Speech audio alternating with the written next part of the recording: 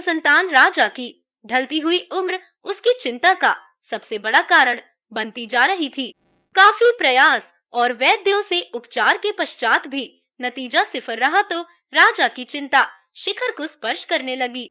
राजा को चिंता सताने लगी कि मेरे बाद राजपाट कौन संभालेगा।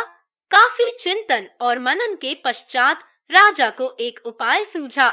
महल के भीतर एक नया महल बनवाया गया, जिसके मुख्य द्वार पर बीज गणित का एक सूत्र लिखवाया और पूरे राज्य में मुनादी पिटवाई कि जो भी व्यक्ति इस सूत्र को हल कर लेगा, उसके बाद यह द्वार खुल जाएगा, वही इस महल का स्वामी व राज्य का नया उत्तराधिकारी होगा। अब पूरे राज्य के बड़े बड़े गणितज्ञ व विद्वान महल में पहुंचने लगे, किंतु कोई भी उस सूत्र को हल नहीं कर सका। सभी की असफलता का परिणाम यह हुआ कि कुछ दिन बाद प्रयास करने वाले आने बंद हो गए, तो राजा की चिंता का और विस्तार होने लगा। विवश होकर राजा ने पास के राज्यों में भी इस सूचना को प्रसारित करा दिया। पुरस्कार का प्रलोभन बहुत अच्छा था, इसलिए बहुत से लोग आने लगे और अपनी अपनी तरह से समाधान खोजने लगे, किंतु किसी से भी सूत्र हल नहीं हुआ। धीरे धीरे लोग आने कम हो गए।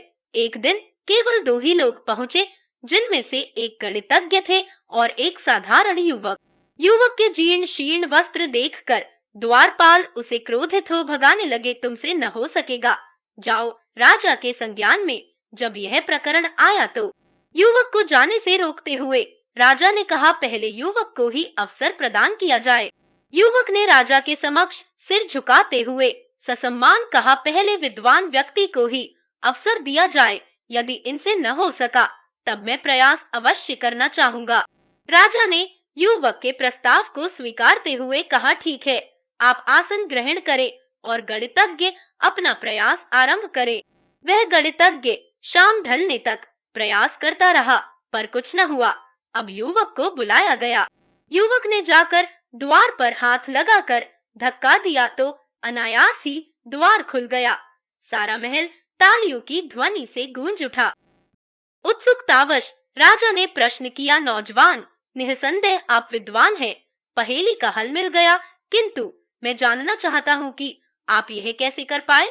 युवक ने कहा, जब विद्वान महोदय सारे दिन समस्या के निराकरण के लिए जूझते रहे, तब मुझे लगा कि संभव हो सकता है कि ये कोई बीजगणित का सूत्र ही न हो एवं द्वार पर उसे बुद्धि परखने के लिए लिखा गया हो, तो मैंने बुद्धि का प्रयोग करते हुए द्वार को धक्का दिया तो वह स्वतः खुल गया। महाराज, जीवन में कई बार हम सभी किसी समस्या से जूझते रहकर अपना समय व्यर्थ में व्यय करते रहते हैं, जबकि हम अपने बुद्धि विवेक से यह नहीं जान पाते कि वो कोई समस्या वस्तुतः है ही नहीं।